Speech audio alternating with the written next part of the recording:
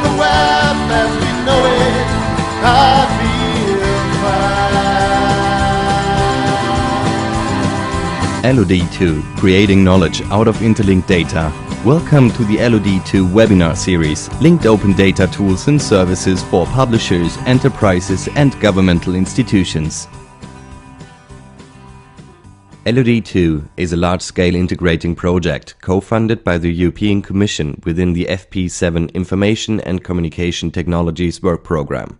This 4-year project comprises leading linked open data technology researchers, companies and service providers. Coming from across 12 countries, the partners are coordinated by the Agile Knowledge Engineering and Semantic Web Research Group at the University of Leipzig, Germany. LOD2 will integrate and syndicate linked data with existing large-scale applications. The project shows the benefits in the scenarios of media and publishing, corporate data intranets, and e-government. Once per month, the LOD2 webinar series offer a free webinar about tools and services along the linked open data lifecycle. Stay with us and learn more about acquisition, editing, composing, connected applications, and finally, publishing linked open data. This LOD2 webinar will talk about the natural language processing interchange format. So natural language processing from now on will be abbreviated as NLP, and the whole thing will be abbreviated as NIF. And my name is Sebastian Hermann, and I'm from AKSW. And I would also like to mention Martin Prümmer, who helped me prepare the slides in the presentation. So from the big picture, what it means to connect natural language processing and the linked data lifecycle, we have created this image here. So on the top left bubble, you see content in general, which is now the World Wide Web, basically cross-media enterprise data, basically anything you would come across. And a part of this is textual content with overlaps with NLP, natural language processing. And so textual content is one of the main targets of natural language processing, in that it gets translated, disambiguated, enriched. There's sentiment analysis and much more. And on the right side, you see the linked open data bubble, which Tim Berners-Lee recently named, or some years ago named, linked data cloud, the GGG, the giant global graph, as an antagonist to the World Wide Web, the www.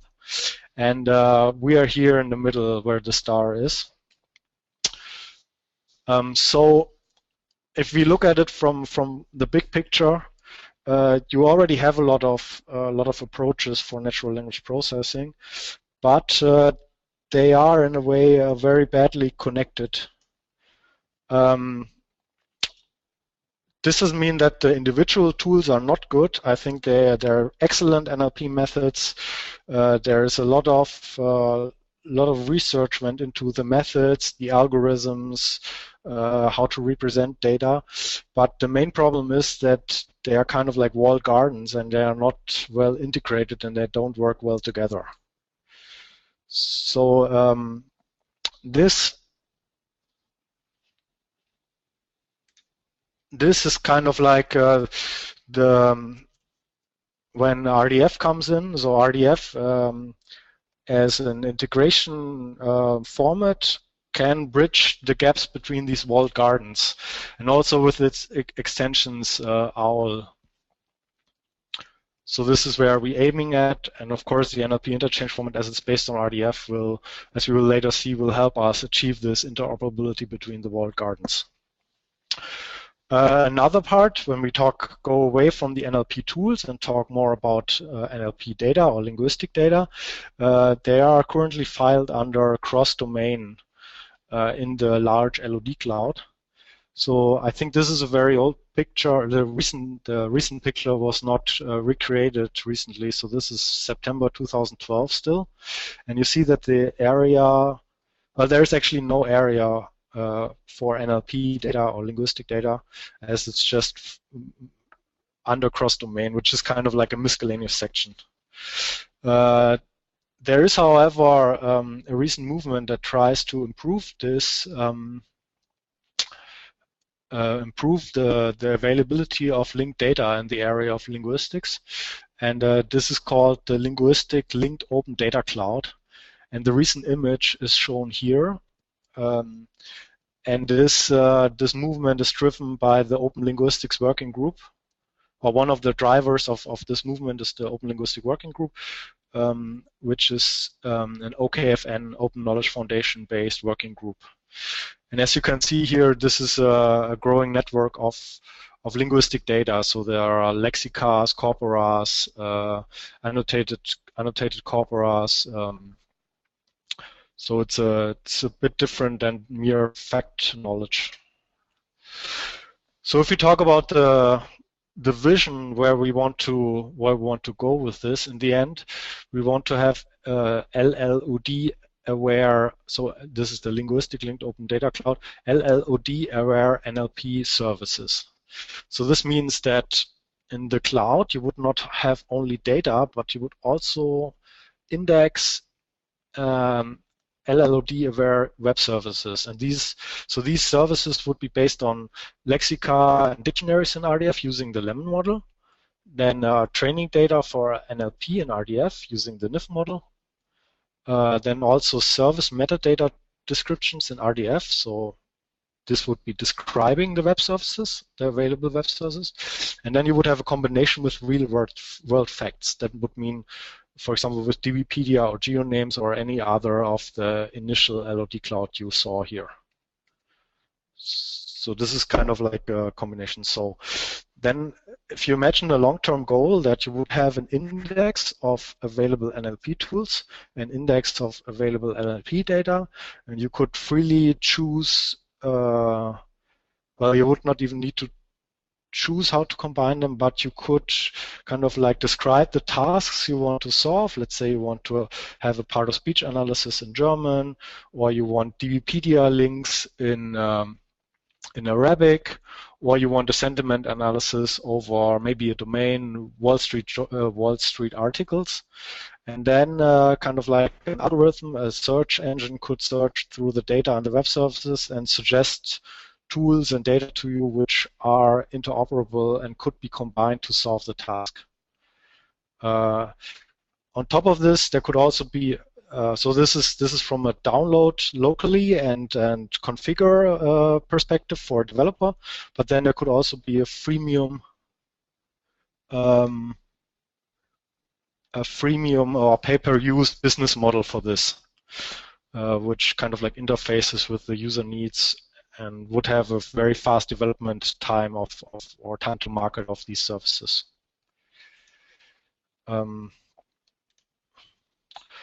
Now, as next, I would like to present the NLP to RDF project. This project was created to kind of like realize this long-term goal, and also to sustainably maintain and consolidate results from, in brackets, short-term projects. So LOD2 is, of course, it was a very long project, and there are many good results, but it will end. But NLP to RDF as a project or a project with unlimited duration, or a community project, will kind of like incorporate the results and also incorporate results from other short-term projects, which I will show later. And the other goal of the project is to bootstrap this ecosystem, which is kind of like part of this long-term goal. So many people already joined the NLP to RDF project. Here are some of them, and these are of course the ones that are external to LOD2. So, well, some of LOD2 are in there, but you would have the GATE on University of Frankfurt am Main. This is Christian Chiakos joining, and the DFKI, and many other entities and projects who support the NLP to RDF project. Now let's come to the core or the main product of the NLP to RDF project. This would be the NLP Interchange Format. and this is an RDF OWL-based format that aims to achieve interoperability between natural language processing tools, language resources, and annotations. I think we have talked about this before. And in a nutshell, this is kind of like the value proposition of NIF. You would have a logical formalization of strings and annotations. So this is from the logical perspective. You have an OWL model, which is based on description logics. But on the other hand, you would also have a quick and easy format to rapidly create mashups. So this is very important to do both, but it was also very difficult to combine these two facts, or these two benefits. And part of this is also now only recently has become possible because of the standardization of JSON LD, which has recently become a W3C standard. Another points are that NIF builds on existing standards like RDF, LabGraph, and it's an ISO standard, and there's an RC 5147. And it works quite well because of the reusability of RDF tools and implementations. So you have a wide range of parsers, databases, validators, visualization tools, graph visualization tools. So all this can be used. The main benefit, after all, is it decreases the development cost for integration. So you have these two bubbles in the bottom, which I have taken from Chris Bitzer's keynote, one of Chris Bitzer's keynote. If you have a fixed overall data integration effort, then this effort can be split in 3 parts. So here you see that there is a third-party effort, and this is exactly the effort which is done by standardization, which is the goal of the NIF format. So in this sense, you can look at the NIF format. If you understand the conceptualization and how it's done, you can reuse all the tools that implement it, and you don't need to reinvent the wheel. You can basically use what is there. So now this is kind of like the NLP to RDF ecosystem. And there are certain building blocks of the NLP ecosystem. So first there's NIF, which is an ontology-based data format, and it is used to represent strings and annotations in RDF.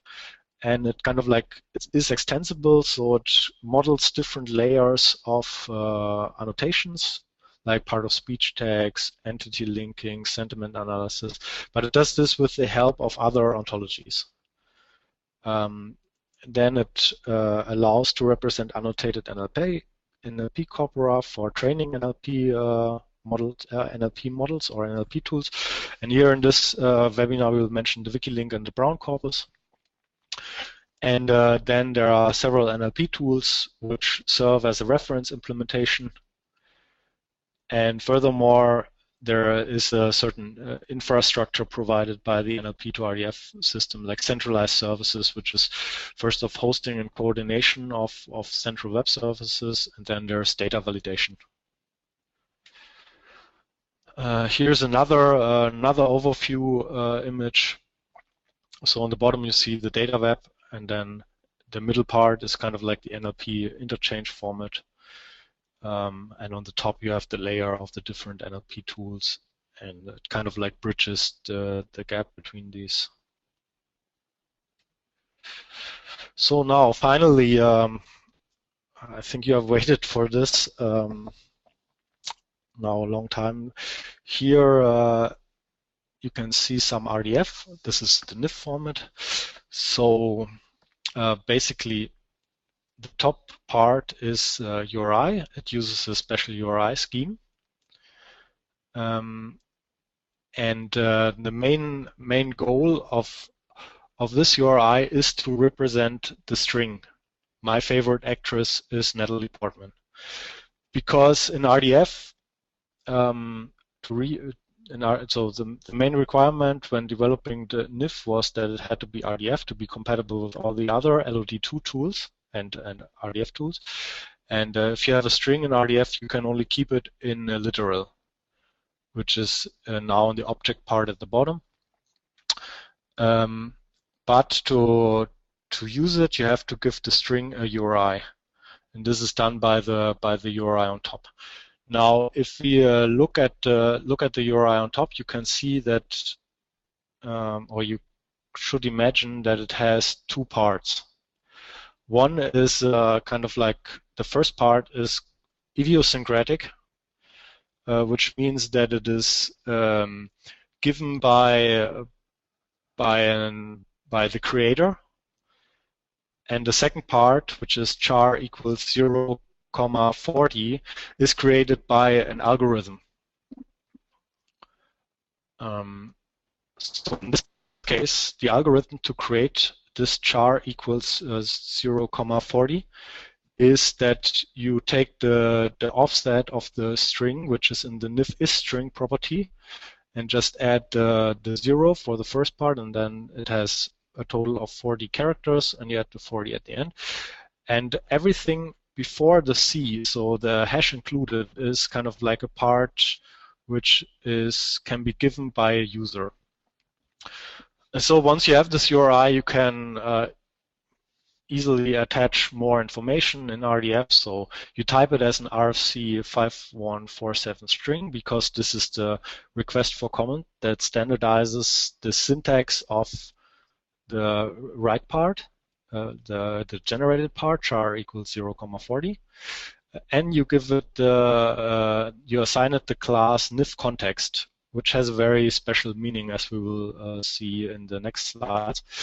And then one important thing is that you would need to add the character offset individually. And this is very important because you need it for Sparkle querying. Because, of course, you can search URIs with a regex, but this is computationally not efficient. So Sparkle 1.1, for example, has a feature that is called substring. And with this, you could query the begin and end index and generate and cut out a certain position in a string, and this can all be done within Sparkle. This is also the reason why an offset is chosen and not a length. But maybe I'll talk about this later. So what are the implications of this? Now here, if you are familiar with RDF and OWL, you will think that this is a very this is outrageous.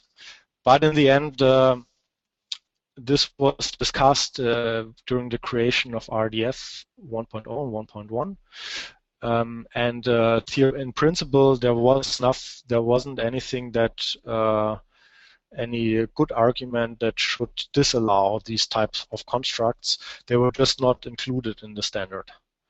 So the first one basically says that the URI equals the string. The second one says the same. So, but normally you are not allowed to use literals as an object where all same as is, and in the bottom you are not supposed to use literals as subjects of statements.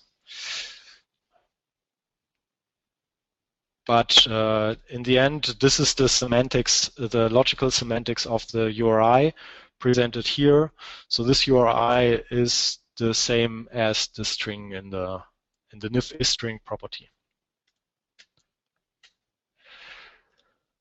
Now, when we come to string counting, this is actually based on an ISO standard, which is the ISO standard 24612. Published in 2012. This may sound boring, but you'll soon see why this is important. So basically, it counts the gaps between the characters, which is important. So it doesn't count the characters itself. Yeah, and it starts with 0 and then counts all the white space. But of course, counting strings is more difficult than it seems. So in the Unicode standard, for example, there are 3 ways to count Unicode characters. So there are code units, code points, and graphemes. Graphemes are more the visual characters. Code points are a certain number that you can look up in a table, and code units is a more technical part of the characters. And then independent of these is the encoding. So it doesn't need, it's not helpful to just specify that you need UTF-8. You also need to specify further how to count code points. For example, one code point in UTF-8 can have 1 to 5 bytes. So if you count the bytes alone of the string, this will not help you to achieve interoperability. Maybe I'll skip this. This is more the technical part. But here there's also Unicode. So this is a recommendation for RDF literals to use the Unicode normal form C, and you would see why here. So on the character, the angstrom character 212B. So this is the code point. It has a certain number in the Unicode table. Can be disassembled via decomposition into a standard A, which has the ASCII number 41, and the dot above the A, and then it can be reassembled to the normal form C. And you see that now it has the code point 00C5, which is different from the original one. So even during this decomposition and composition process, the code points actually change, which then de facto means that it's a different string. And this is of course important because if you have normal form D, you see that suddenly there are 2 characters, and then between different tools,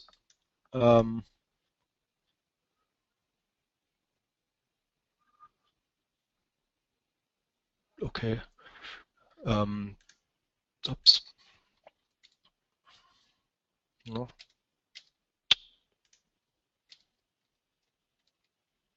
Okay. And between the different tools, you would not have the same interoperability. And this comes down even to that you have to give, if you want to achieve true interoperability, you even have to give the functions which calculate the string length in the different programming languages. So in Java, NIF specifies that you would have to use length, the length function, which counts the code points. But in PHP, you cannot use the string length function because this would count the bytecodes. But you can use this workaround with the UTF-8 decode of this, and then use the string length of this. In Python, you also have to decode the string first before you can count it. And the NLP to RDF project, or the NIF standard, also provides an example file which has exactly 600 Unicode code points, which you can use for development of the tools. Okay. Then another part which is important to stress is that in NIF, the document is not equal the content of the document. So, for example, you can have 2 different documents that can have the same content, but this doesn't imply that the documents have the same URI. In fact, you can, in this NIF, this separation is very important. For example, now what you can model in NIF is that you have a document at a certain URI, and this URI stays fixed because it's the same document. But as soon as you apply changes to it, the content of the document changes, and this would mean that you could create another NIF context and then use this to model the revision of the document. So there's more. If you read the NIF material, there's more about this.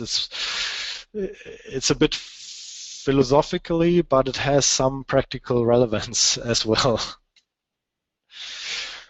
Now we'll come to the layers of annotations. And here in this image, you can see that from the sentence we have seen before, parts of it are annotated. So in this case, just the string favorite.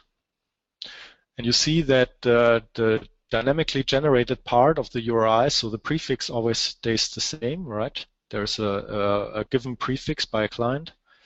And then the generated part changes or is adapted to match the offset of the position. And you can see that this is typed now NIF string, not NIF context, and NIF RFC 5147 string to show the syntactic makeup of the URI. NIF begin index and NIF end index are attached as well to allow for SPARQL queries. And then here the first annotation is added. In this case is that this part is a word or a token. And this annotation is added by a tokenizer. Now here you have three other tools. So one is a snowball stemmer, which adds the NIF stem annotations. Then there's Stanford Core NLP, which adds an OLIA link, which is the ontology of linguistic annotations, which is developed by the University of Mannheim, Christian Chiakos, mainly. And here you see that we moved away from assigning simple strings for pause tags, but full URIs. This means, for example, here JJ is a part of speech tag from the pen tag set. But if you are not an expert, you would not know what JJ means. A very specialized expert, actually. But in this case, you can use the URI to get more data from the web of data, and this means that in this case, it's very useful for developers since the documentation is online and easily available. So this is one of the main benefits of, in this case, it's a clear benefit for developers that they have the documentation of the data in the data itself, and they can really focus, or they can open it in a browser and read the documentation and know what the meaning of this particular part of speech tag is. Another thing is that there is a more coarse-grained type added by OLIA category, the OLIA category property, and this also helps to query the model. So this is mapped to adjective. So you don't need to implement it against the tag set specific. You don't need to implement applications against the tag set specific annotations, but you can implement it against abstract types, like adjective here. In the bottom part, you see an annotation that was created by the ITS community. So this is the internationalization tag set 2.0. We'll see more of this later. And the properties actually these properties are very well documented because there was a whole project just discussing the meaning of these properties. So you have text analysis, identification, or identity reference. So the ref part means that it's a link is required, and also you can attach a confidence value to the thing. And now here you'll see how the merging is done. So this is a real example which you can easily reproduce online. In this case, if the tokenization is very straightforward in this example, I have to admit, but all these three tools will tokenize the sentence the same. and therefore the URI schemes are the same, and then you can just merge the RDF by concatenating the triples. One more important property here is the NIF reference context, which is the only, so overall there are four properties required. So you create a URI, you annotate it with the NIF RC5147 string class, then you add the begin and end index, and then you have to use the reference context, which points to the whole string, the URI to the whole string. So this is necessary because then with the help of the offsets you can calculate the anchor off property. So you can make a Sparkle query that uses the substring filter or substring and bind command, and it will recreate the anchor off annotation, which can become bulky if you have 1 million tokens, and then you have let's say you have a text with 1 million tokens, then you would need to add 1, 2, 3, 4, 5 triples per token to represent the basic token.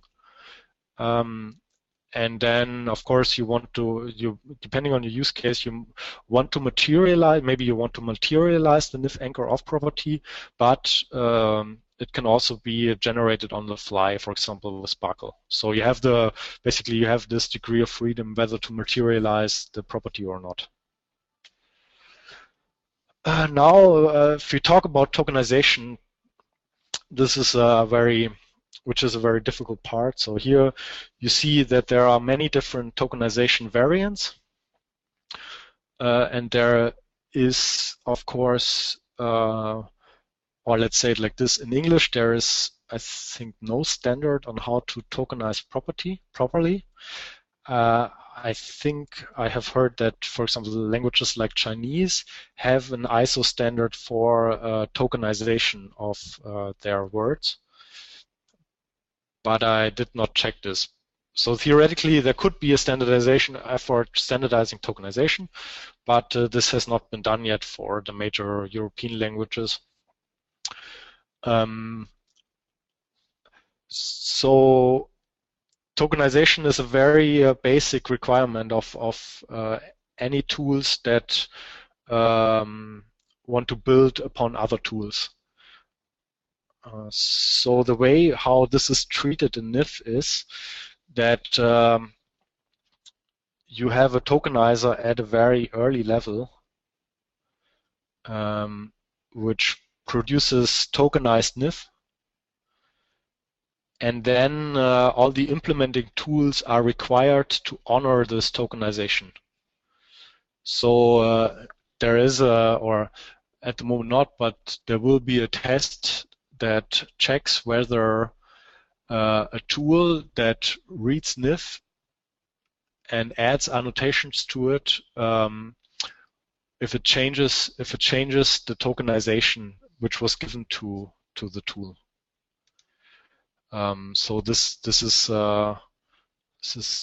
kind of like a test. So here you see a basic tool chain, how it is. So first you have the tokenization, then you have the dispatcher merger that sends the NIF to different tools, retrieves NIF back as well, and then publishes it as RDF and as HTML.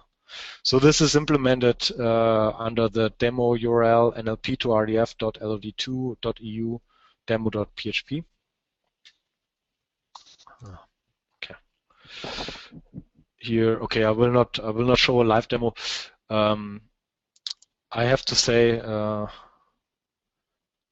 let's go back to the initial part real quick. I have to say that if you look at let's say the circumcision of the whole project, you will see that there are quite a few components, and it is really difficult from an engineering perspective to get everything aligned properly. So what I want to say with this is all of these components are currently in a different state.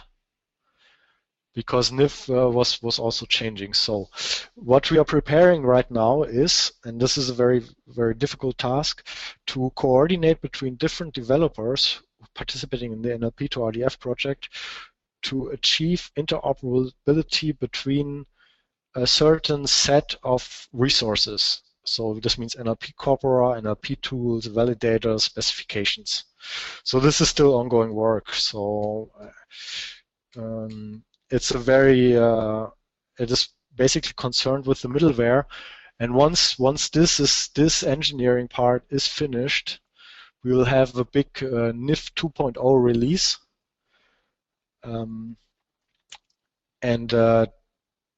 Then we can take care of re-implementing or improving the user interfaces. So if you go to the demo at the moment, this will still be a different variant of the format than I have shown in this this tutorial right now, this webinar. But you can see that you can basically see the principle that you would just select the tools that you want to have. In this case, the global stemmer and the Stanford Core NLP. Or maybe you want entity linking, then you would select DBpedia Spotlight. And NIF would allow to merge the client application, so the demo.php file, in this case is the client application, would merge the output of all these tools in a very simple way by just concatenating the RDF. And this would work in most cases, and you could also add other NIF services. Now this is an outlook, and I'm sure there will be some questions coming later on this. There are 3 different layers of NIF. So the top layer is NIF simple. This is what I have shown before, and we hope that this part is very easy to understand, easy to handle, easy to implement. But of course, there are certain features that are lost by this simplification, and this means that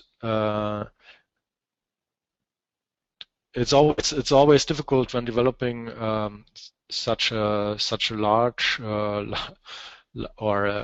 such a use. Actually, it has it's a middleware technology and it has many use cases. So it's difficult to find the right level of granularity. So I would say the top part, the NIF simple, tackles quite a lot of use cases already. And it helps a common user, a common web developer to easily access NLP and understand immediately this simple model. For the NLP hardcore tasks, you would rather use the NIF Stamble profile or even the open annotation profile. So if you well, it's difficult to see on this image, or if you have not been familiar with open annotation or Stamble. But basically, what open annotation does, or let's start with the most expressive model. So open annotation has a URI for the annotation itself. It has a URI for the target. It has the URI for the part of the target, so the selector, the part of the target. So in this case, the target would be a document, and the selector would select part of the document at this certain characters. And then it would have the body of an annotation, or it also can have several bodies. So this means there are many more triples and many more URIs coined, which will also increase the index size you have in a triple database.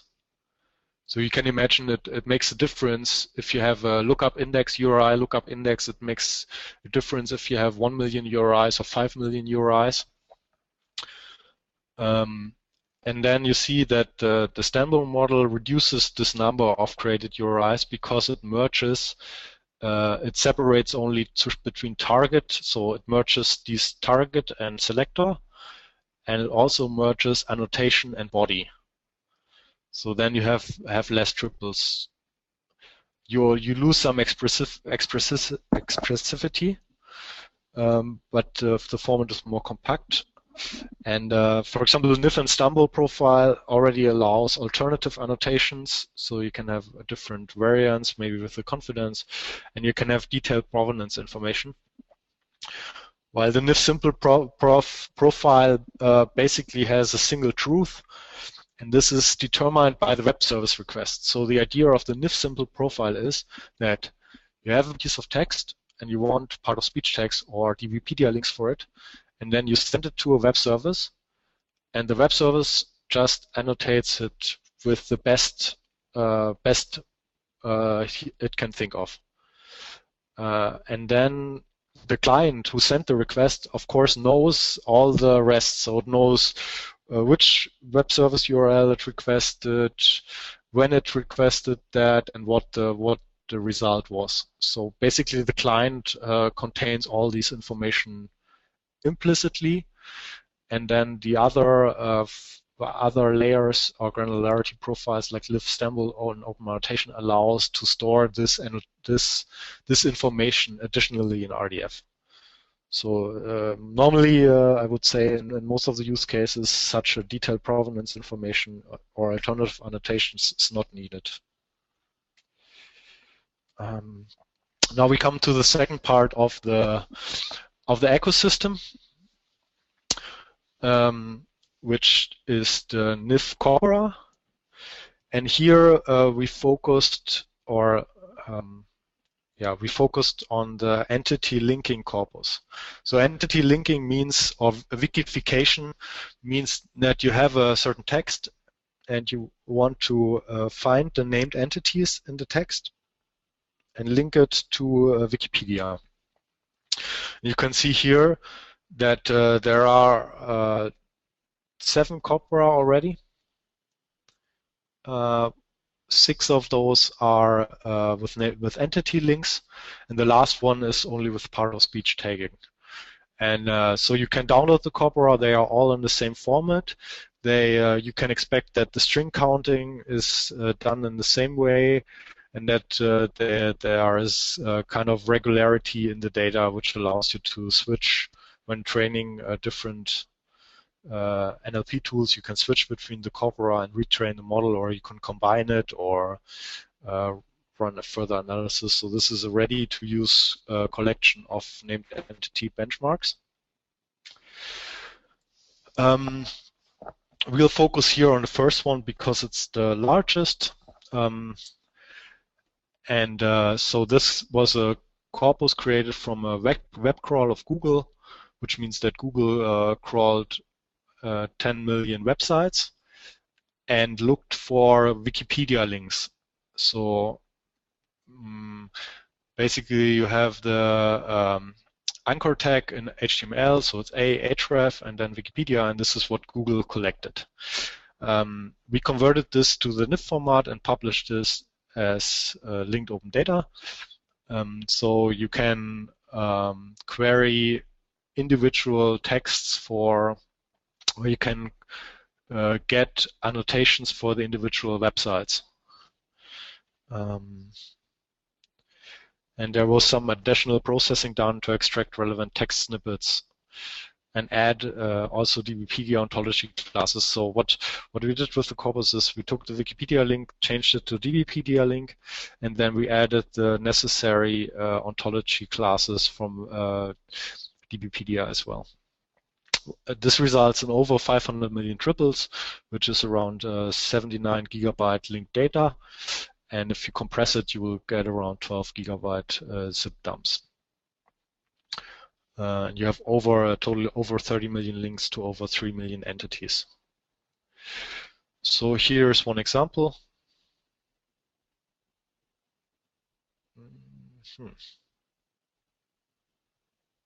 Okay, in this case, it's the file consists of a text, or this is a Wikimedia page for an image. So the the description of the image contains natural language. And then we created a context resource, which is this part here.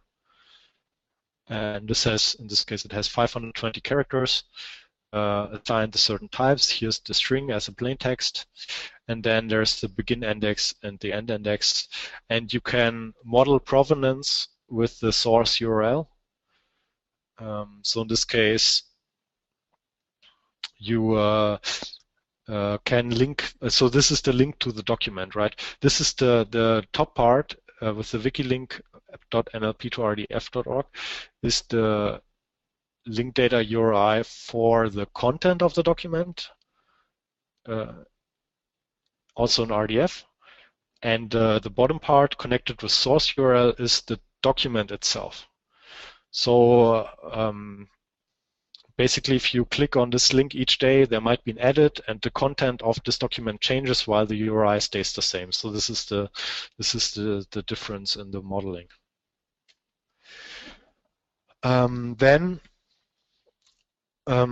we created snippet resources because not everybody. So basically, the web crawl contains the whole page, which is in HTML. But for NLP, you normally would not need the HTML. So there is a cleaning process needed. And as you can see here is that we coined a URI for the part of it, for the part of the URI. So there is a 0.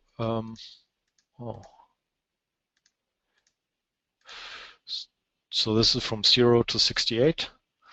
And there was an algorithm which created an XPath that links to the original document, or the part in the HTML document that this snippet was extracted from.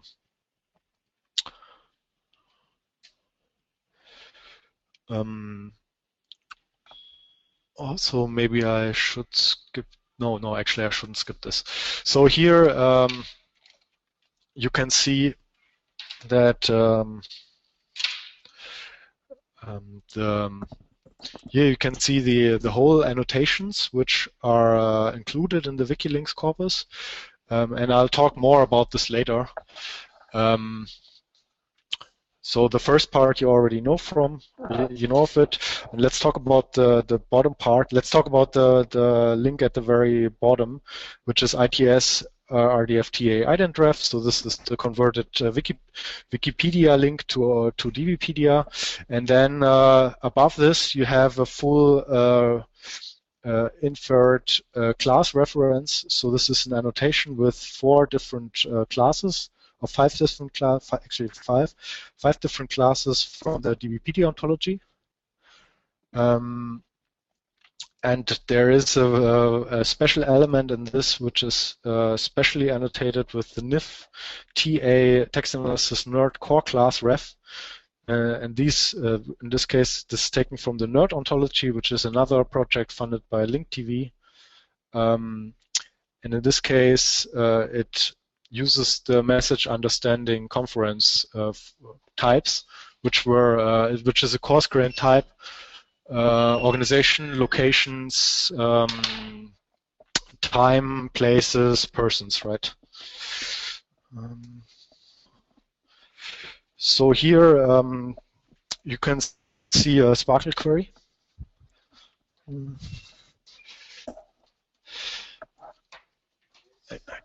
Excuse me for a second.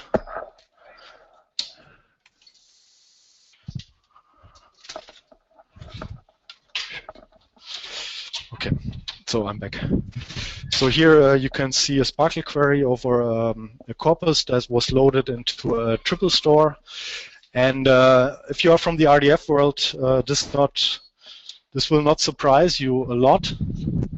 If you are from the NLP world, this is a major, I think this is quite an interesting fact, because there you mostly deal with XML formats or other formats which needs to be converted into a database scheme to be treated efficiently. But in collaboration with the LOD2 project, or not in collaboration with the LOD2 project, but work package 2 of the LOD2 project was especially targeted to increase the scalability of Sparkle and even make it comparably good or even better than SQL in some parts. So this means you have a highly optimized tooling for all the NIF format, where you can load in the corpora, each of the NIF corpora, and then execute queries of it. And this comes basically by reusing RDF tools. So here, what the query does is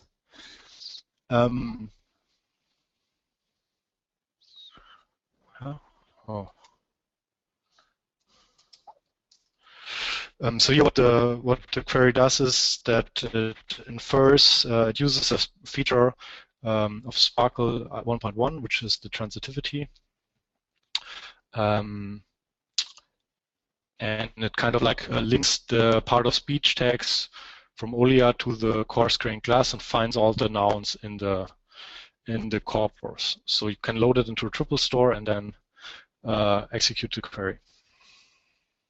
Here are some results. Okay, so here are the available NIF tools at the moment. These have been validated with a validator. There are still some bugs in the individual components, but I think that these will be fine. Yeah, I included links to DBPI Spotlight in this demo. Yeah, I'll skip some parts. Here, this was one of the use cases of NIF. So it's the RDFA CE tool, which is an editor to annotate blog entries with Wikipedia links. And you can see that this was done before the existence of NIF, but it's quite a lot of work if you want to integrate different NLP tools to create a code for the individual adapters.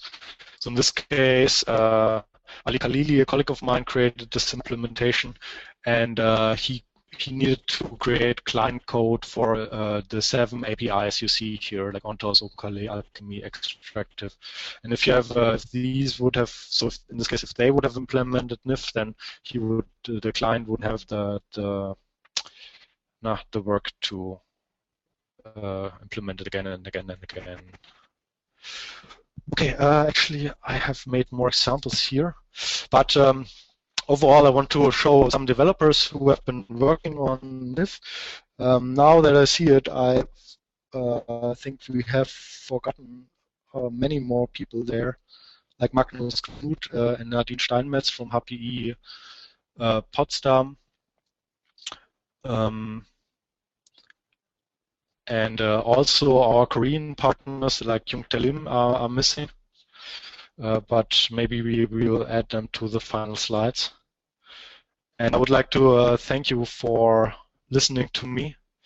And if you have more, if you want to have more information, you can go to nlp2rdf.org. There's also a mailing list where you can sign up and ask questions. Okay. So I would like to conclude my presentation here. Thank you, Sebastian. There's one question at the moment, and this is: how does NIF differ from existing lower semantic techniques like RDFA and microdata? Can NIF be used together with these techniques? Yep. Just a second. I will probably show you the standard where it shows that this is possible. So if you go to the internationalization tag set, ITS version 2.0, this they have created. So NIF is part. NIF is part of this. Sorry, is part of the standard. So it's mentioned in the abstract of the standard.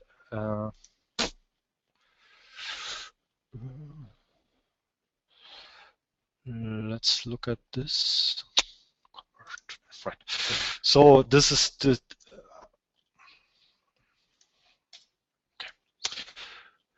So the standard here proposes very simple HTML attributes to include annotations in HTML. So in this case, this couldn't have been done by RDFA because when you parse out RDFA, you lose all the information. So basically, you lose all the information where the RDFA actually was included. So here, you want to annotate the string Dublin. So this is the subject of this annotation, right? So they created this format, which is very simple, very robust. It can be included in XML, HTML, XHTML, and I think some other formats. And there is a bridge or conversion algorithm to NIF. Does this answer your question? I think so.